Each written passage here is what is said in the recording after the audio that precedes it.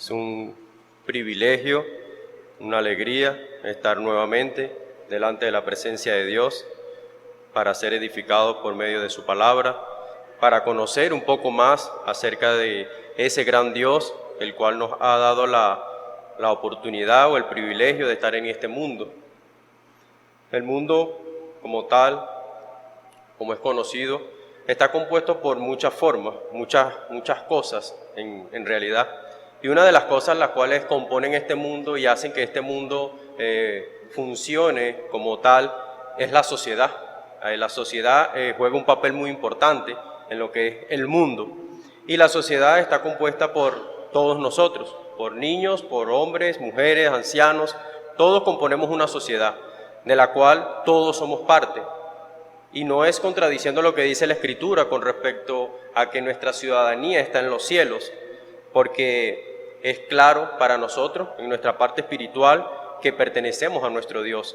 Pero nosotros estamos en este mundo, y estando en este mundo también tenemos responsabilidades, tenemos derechos, deberes que debemos cumplir. Un niño tiene el deber de ir a la escuela para aprender, para prepararse, para ser en el futuro un maestro, un policía, un médico, un ingeniero, para desenvolverse en este mundo y poder cumplir los propósitos de Dios por el cual fue creado. Entonces vemos que no solamente los hombres como tal tienen responsabilidades, sino desde el más pequeño hasta el más anciano tiene sus responsabilidades y tiene sus derechos. Quizás al escuchar este comentario y ver lo que muestra el Salmo 147, quizás podemos decir que está un poco desligado, pero vamos a ver que está bastante conectado, porque la alabanza es parte de la vida del hombre, la alabanza es parte de la vida del creyente y debe conocerse, entenderse eso para poder alabar a Dios de la manera que Él espera que se alabe. Les invito a que leamos el Salmo 147. Leemos con la bendición del Padre, del Hijo y del Espíritu Santo. Alabad a Jehová, porque es bueno cantar salmos a nuestro Dios, porque suave y hermosa es la alabanza. Jehová edifica a Jerusalén, a los desterrados de Israel recogerá. Él sana a los quebrantados de corazón y venda sus heridas. Él cuenta el número de las estrellas y a todas ellas llama por su nombre. Grande es el Señor nuestro y de mucho poder, y su entendimiento es infinito. Jehová exalta a los humildes y humilla a los impíos hasta la tierra. Cantad a Jehová con alabanza, cantad con arpa a nuestro Dios. Él es quien cubre de nubes los cielos, el que prepara la lluvia para la tierra, el que hace a los montes producir hierba, y él da a la bestia su mantenimiento, y a los hijos de los cuervos que claman. No se deleita en la fuerza del caballo, ni se complace en la agilidad del hombre. Se complace Jehová en los que le temen y en los que esperan en su misericordia. Alabad a Jehová, Jerusalén. Alabad a tu Dios, oh Sión, porque fortificó los cerrojos de tus puertas, bendijo a tus hijos dentro de ti. Él da en tu territorio la paz, te hará saciar con lo mejor del trigo. Él envía su palabra a la tierra, velozmente corre su palabra, da la nieve como lana y derrama la escarcha como ceniza, echa su hielo como pedazos. Ante su frío, ¿quién resistirá? Enviará su palabra y los derretirá, soplará su viento y fluirán las aguas. Ha manifestado sus palabras a Jacob, sus estatutos y sus juicios a Israel. No ha hecho así con ninguna otra de las naciones, y en cuanto a sus juicios no los conocieron. Aleluya. Amén. Bueno, hermanos, yo he estructurado este salmo con 3 estrofas y le he colocado como título: Dios merece ser alabado. Ese es el título. Dios merece ser alabado. La primera estrofa tiene por título: alaba a Dios por su sabiduría. Está desde el versículo 1 hasta el versículo 6. La segunda va desde el versículo 7 al versículo 11 y tiene por nombre alaba a Dios porque cuida la creación. La tercera y última va del 12 al 20 y lleva por nombre alaba a Dios porque se relaciona con su pueblo. De esa manera he estructurado este salmo. Es un salmo bastante importante. Su contenido nos ayuda a ver muchas cosas de las cuales a veces podemos ignorar o quizás no pensamos que eso sea necesario o que eso nos beneficie en algo en nuestra vida con nuestro Dios, en nuestro existir como Iglesia de Cristo o como creyentes. Quiero que vean esto. ¿Será que se puede decir que la alabanza es un mandato? Es un mandato de parte de Dios, y la Escritura a lo largo de los 66 libros manda a alabar a Dios. Tenemos 3 citas para eso, para que veamos cómo Dios manda en la Escritura a que su nombre sea alabado. La primera está en Primera de Crónicas, capítulo 29, versículo 20. Crónicas 29, 20. Dice: después dijo David a toda la congregación: bendecí ahora a Jehová vuestro Dios. Entonces toda la congregación bendijo a Dios, al Dios de sus padres, e inclinándose adoraron delante de él y del rey. Y sacrificaron víctimas a Jehová y ofrecieron a Jehová holocaustos al día siguiente, 1000 becerros, 1000 carneros, 1000 corderos, con sus libaciones y mucho sacrificio de parte de todo Israel. Vemos que dice que David mandó a adorar a Dios, toda la congregación, todos debían alabar a Dios. Luego vemos en Efesios 1, 3.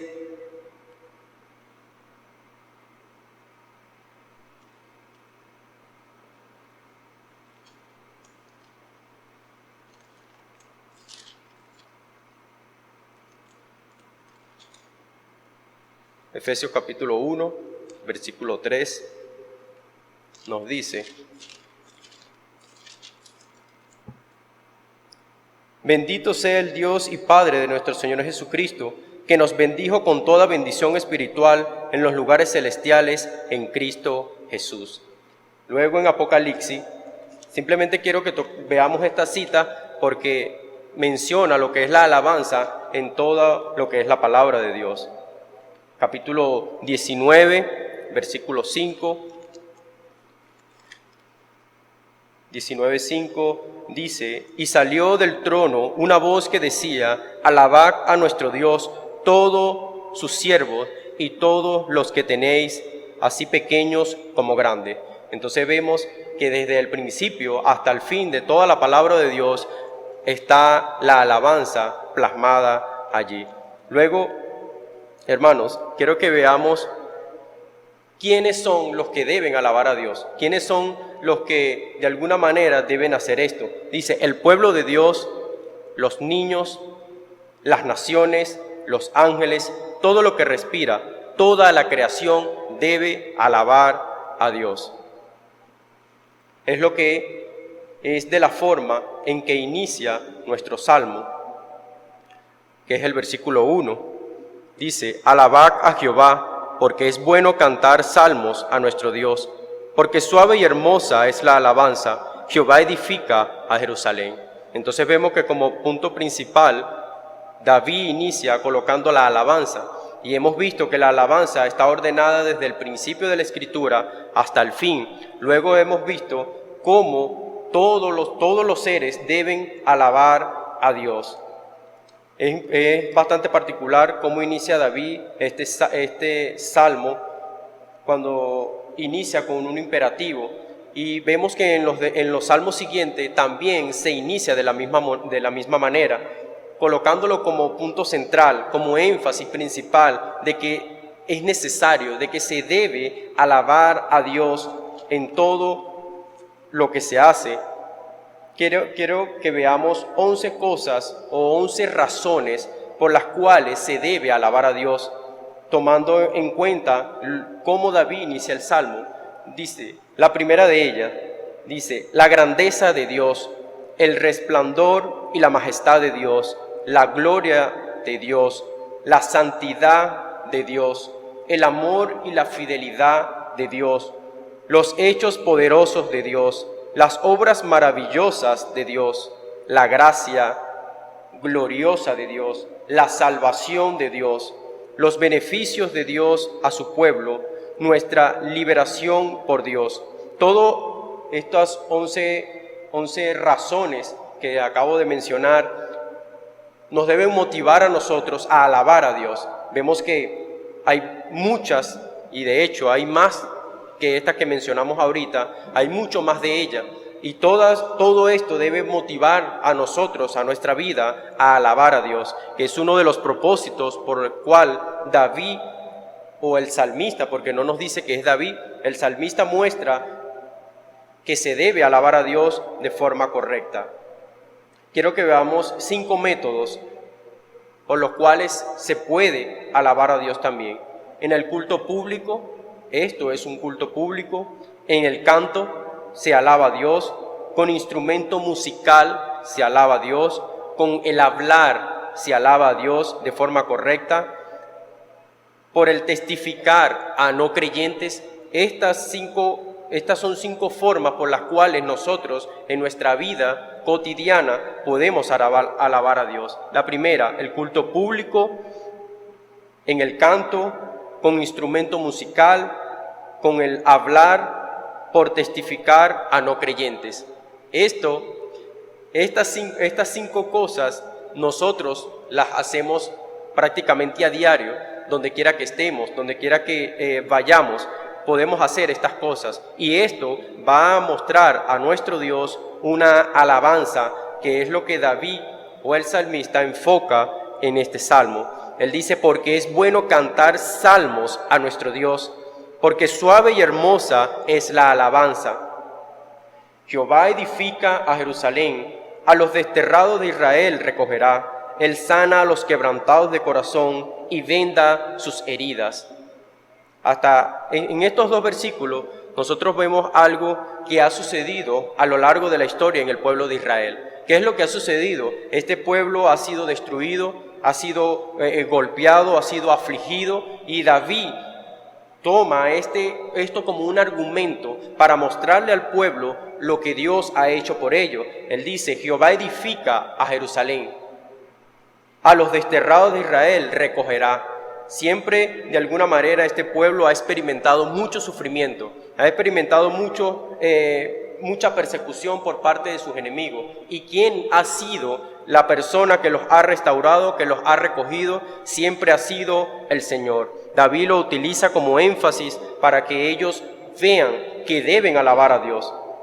Dice, Él sana a los quebrantados de corazón y venda sus heridas.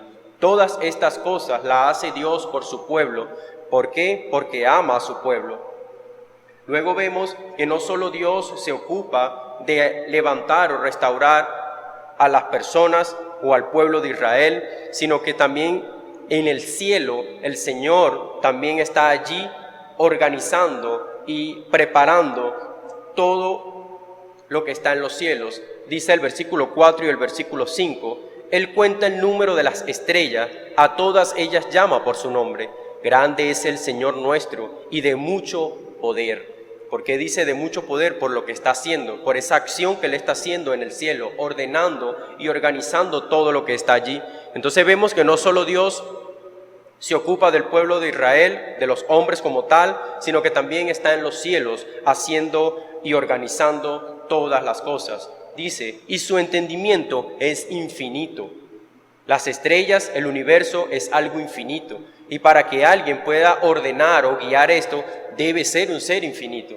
Su mente, su entendimiento para poder llegar a consumar esto, debe ser un ser infinito. Es como un administrador de una empresa, no puede administrar sino cierta área porque no puede administrar una empresa tan grande. Imagínense Empresas Polar, que tiene sucursales en todo el mundo. Una sola persona no puede administrar todo eso.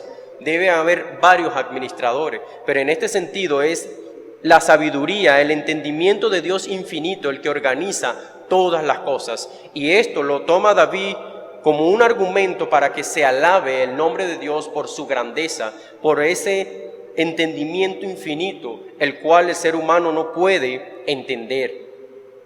Dice: Jehová exalta a los humildes y humilla a los impíos hasta la tierra. En este sentido, esto que introduce David aquí no se ve en los primeros versículos, en los primeros 4 versículos que acabamos de ver.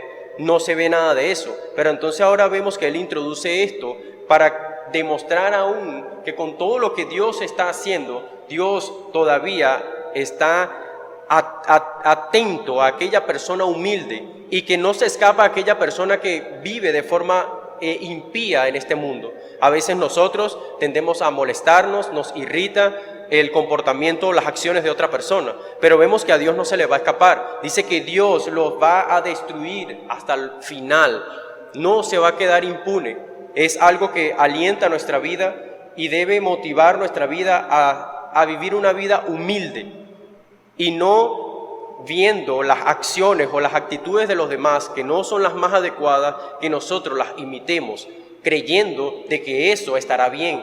No, vive su vida, viva una vida humilde, centrada en el Señor, y deja a los impíos en paz, porque Dios se encargará de ellos. Dios, en el momento indicado, Él impartirá justicia a ellos.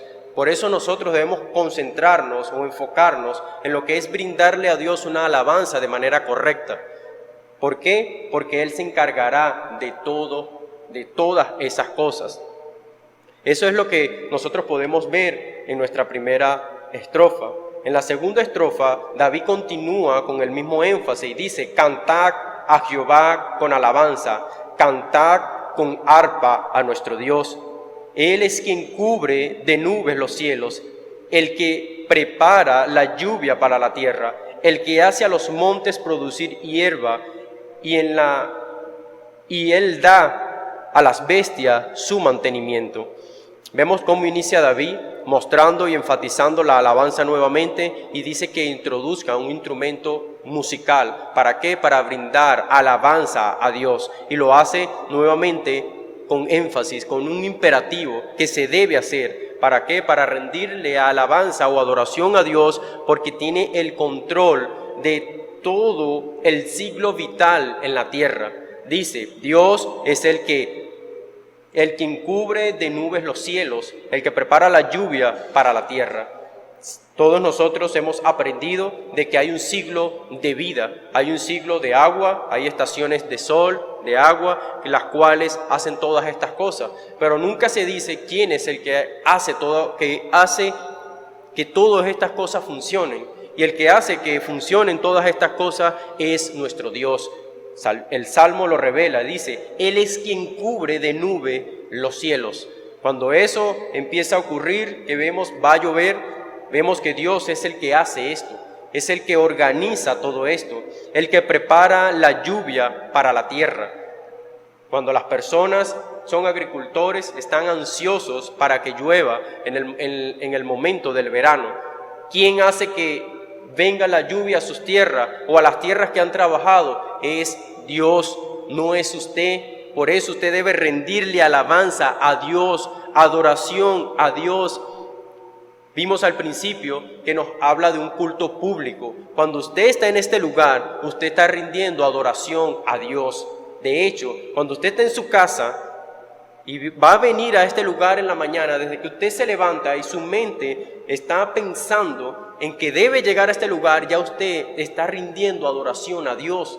¿Por qué? Porque su mente ya está conectándose con su Creador y usted está enfocado, centrado a dónde va a ir. Y es una buena actitud de alabanza para su Dios. Pero si usted se queja, le fastidia, que si el transporte, que si tengo que caminar, tengo que hacer, no haga eso. Porque entonces venir a este lugar ya será como algo monótono, no es algo que producirá una alabanza a Dios. Venga con un corazón sincero, recordando todo lo que Dios hace. Cuando usted ve el sol, Dios ha permitido que ese sol brille en este día. Entonces todo lo que se hace en este mundo es ordenado por Dios. ¿Para qué? Para el beneficio de su creación, y su creación debe responder ante Él con alabanza, con adoración. Vemos que ahora este salmo es un poco más general. El Salmo 146 era un poco más centrado en la persona que lo escribe, en lo que era su vida de adoración. Ahora es un poco más amplio y ahora engloba absolutamente todo. Empieza desde el cielo, desde la tierra, cómo funciona todo, cómo está ordenado todo. ¿Para qué? Para el beneficio del hombre y para la alabanza a Dios. Dice, Él da a la bestia su mantenimiento y a los hijos de los cuervos que claman. Todo este alimento que reciben estos animales es por mano de Dios. Es Dios que permite que estos animales coman, se alimenten. Uno puede hacer una encuesta de todos los animales, mascotas que puede poseer la raza humana, y lo compara con los animales que están fuera de nuestro dominio. ¿Quién alimenta a todos esos animales? ¿Quién está atento de todos esos animales? Es nuestro gran Dios. Él se deleita, se complace ¿en qué? En sustentarlos, en sostenerlos.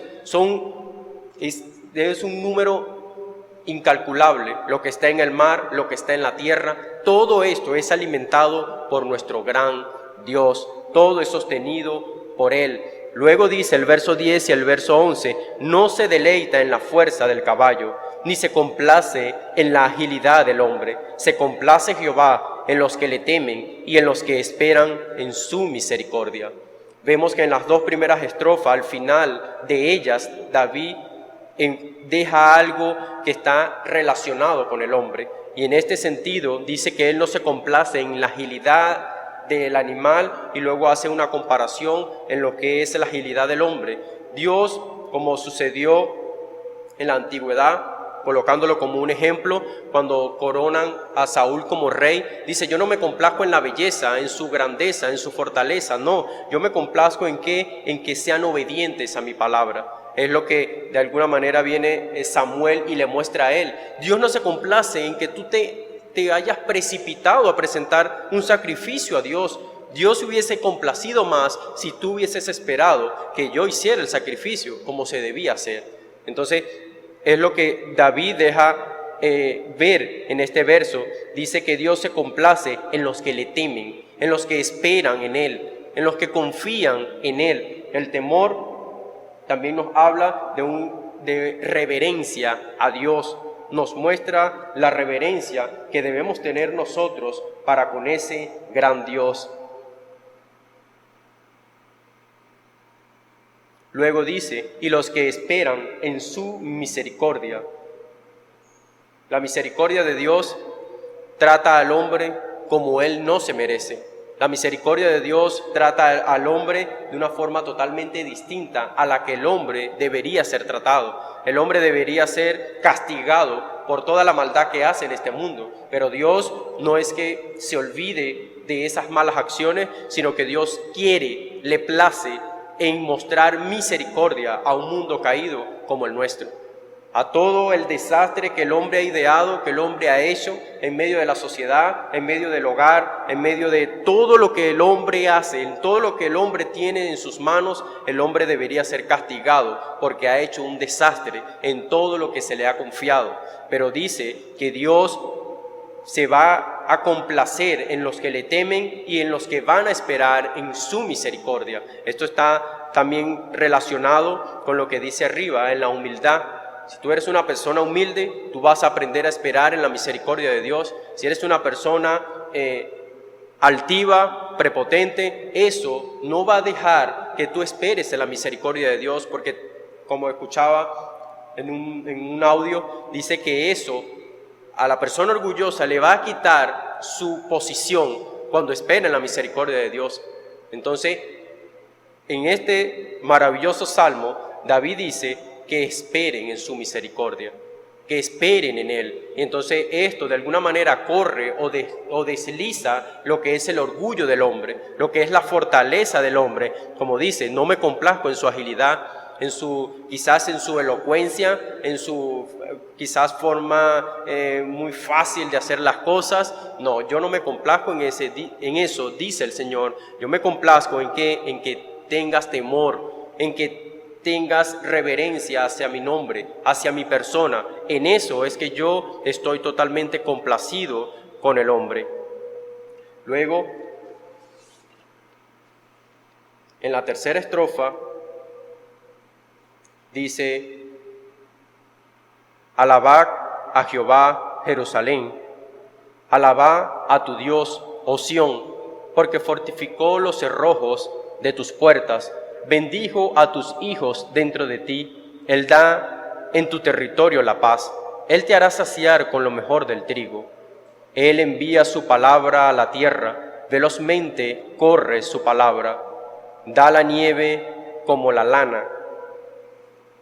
En esta estrofa, lo que muestra el salmista o enfoca el salmista es nuevamente al pueblo de Israel.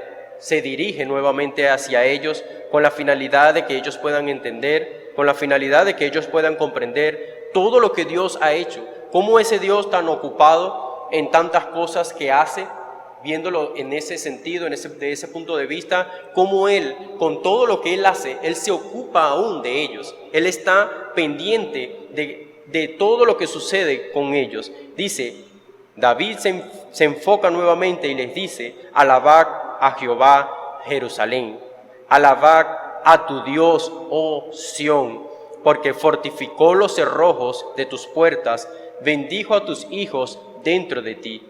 Vemos lo que David les muestra a ellos, lo que Dios ha hecho por ellos, y simplemente les pide: alaba a tu Dios, engrandece a tu Dios.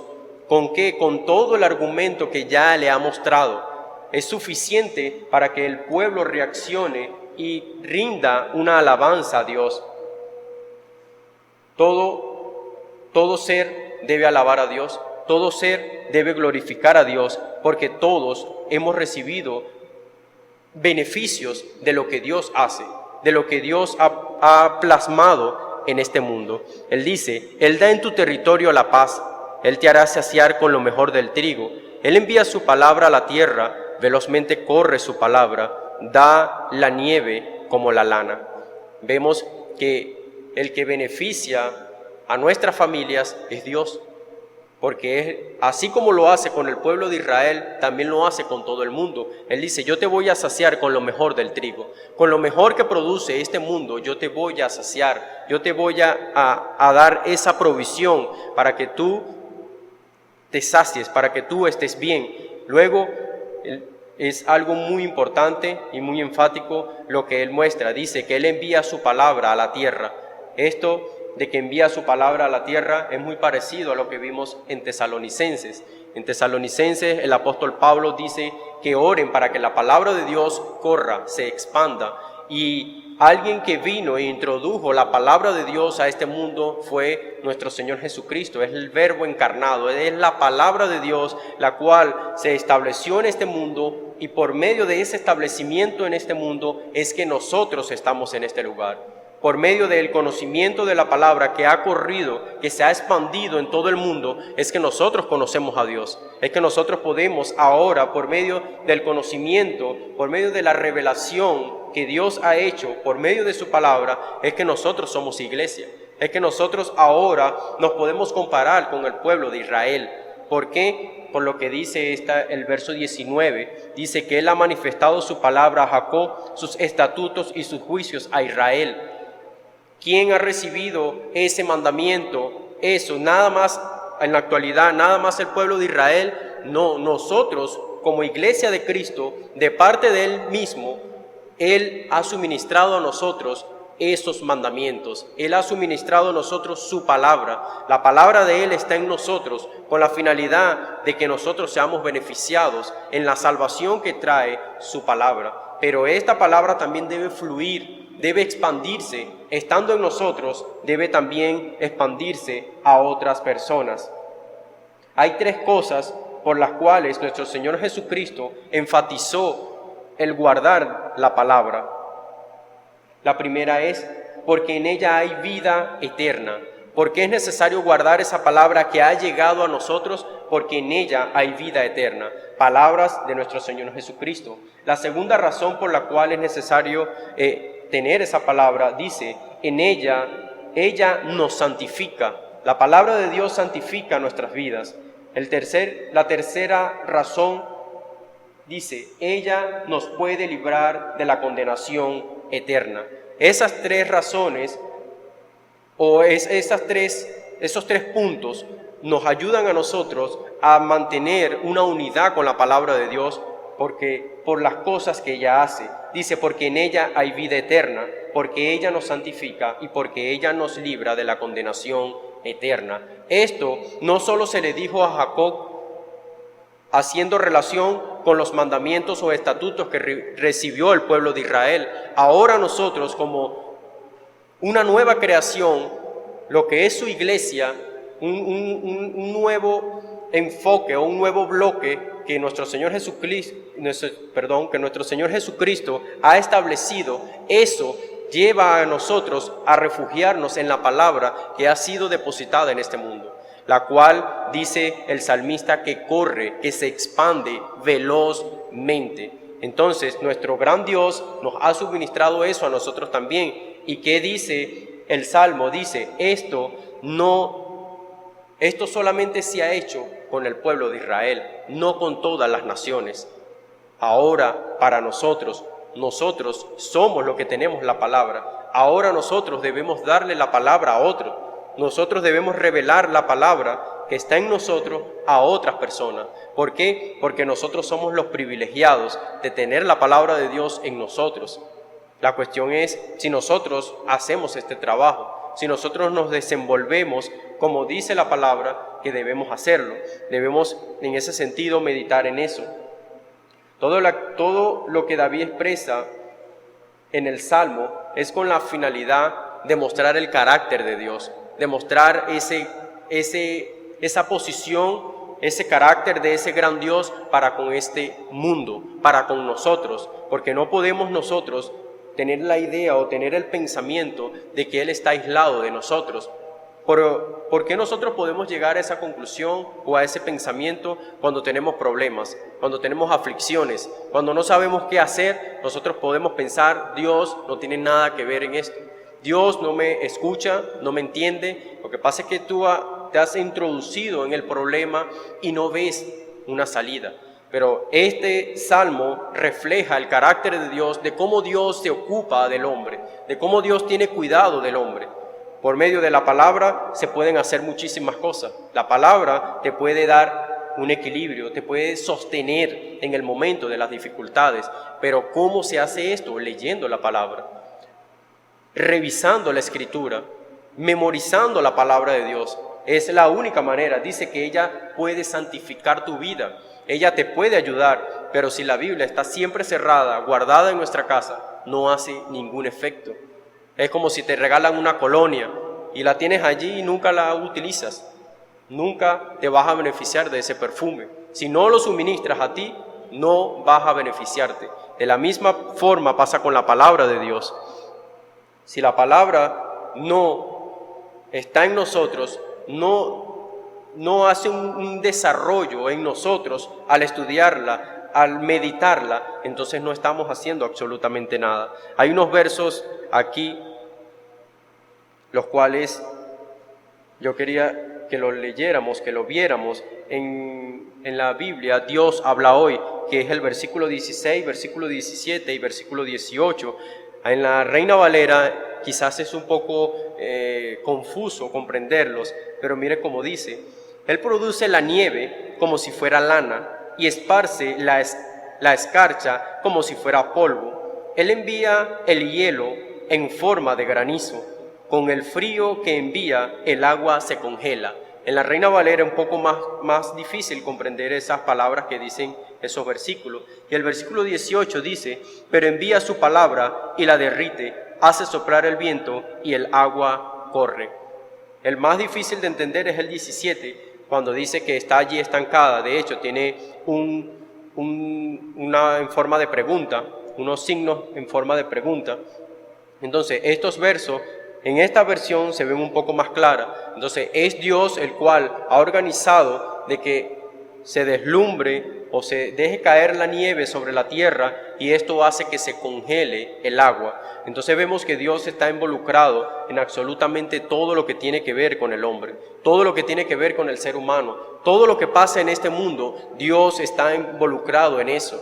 Igualmente en nuestras vidas, todo lo que sucede, Dios también está involucrado. La cuestión es cuando nuestras vidas no se involucran con Él, cuando nosotros queremos llevar las cosas a nuestra manera, a nuestro propio pensamiento, nuestro propio criterio, y no buscamos el consejo de Dios.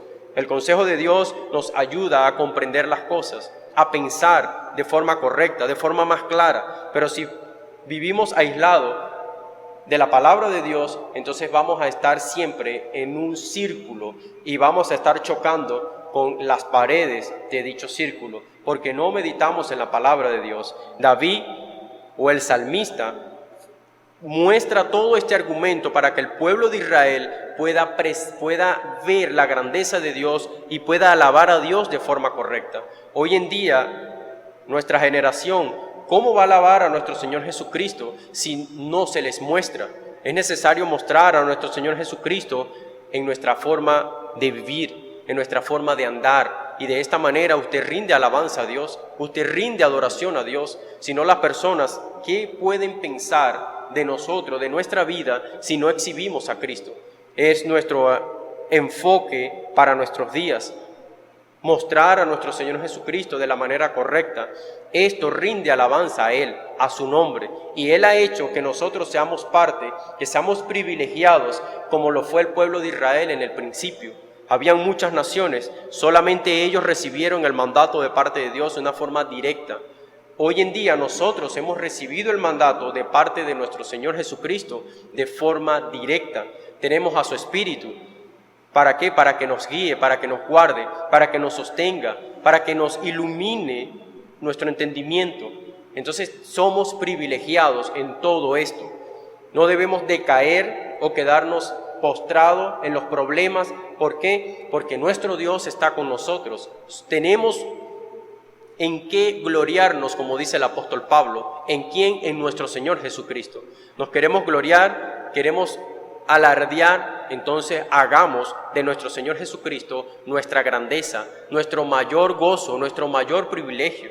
Es lo que David hace con nuestro Padre Celestial al pueblo de Israel. Le muestra su grandeza para que ellos alaben y exalten a ese gran Dios, para que no se olviden que ese gran Dios ha hecho todas las cosas. Es lo que frecuentemente nos pasa a nosotros. Se nos olvida quién hace todas las cosas, quién rige todas las cosas, y nos encontramos en muchas dificultades. Hay tres resoluciones, las cuales traje de este salmo. La primera de ellas es: debo alabar a Dios porque Él me sostiene y me levanta.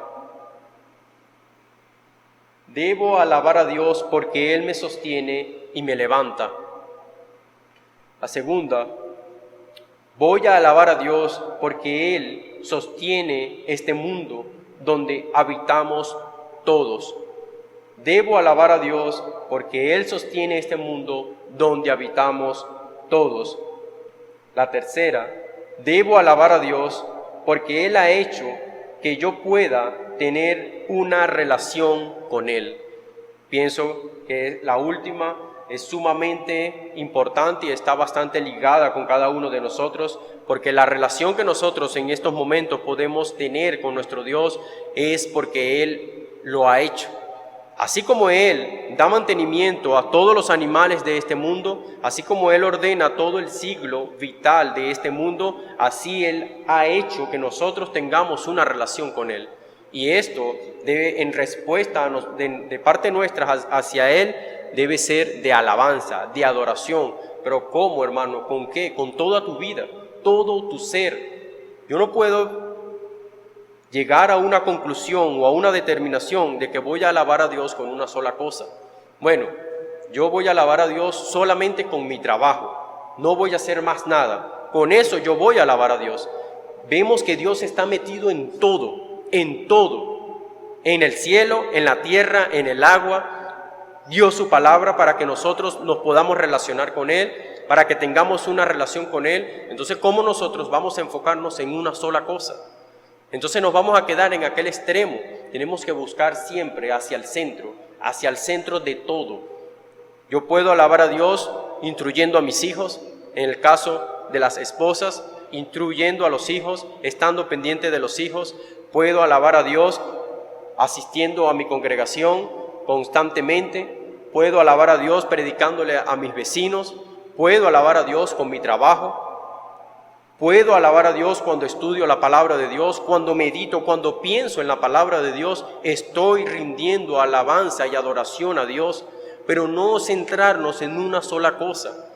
O por ejemplo, bueno, yo soy el pastor, yo simplemente voy a predicar la palabra de Dios y más nada. Ese es mi rol y está bien, pero voy a hacer eso nada más para alabar a Dios. No, usted puede hacer muchísimas cosas, múltiples cosas, porque Dios lo muestra, Él lo demuestra. Pero Él es Dios, pero tú eres a imagen y semejanza de Él. Él estipuló en el principio un rol que debíamos hacer nosotros, labrar el huerto. El huerto quizás no era chiquito, debe haber sido bastante grande, porque había árboles de todo tipo, habían animales de todo tipo, era algo grande, era algo extenso. Entonces podemos hacer muchas cosas las cuales pueden alabar a Dios de forma correcta. No nos centremos en una sola cosa, hay muchas cosas por las cuales pueden alabar a Dios, cada uno de nosotros. Entonces, hermanos, meditemos en esto, pensemos en esto, en cómo yo voy a alabar a Dios, cómo yo voy a proponer en mi corazón hacer esto. Y veremos que podemos encontrar muchas cosas. Tenemos razones de sobra para alabar a Dios. Muchísimas razones para alabar a nuestro gran Dios.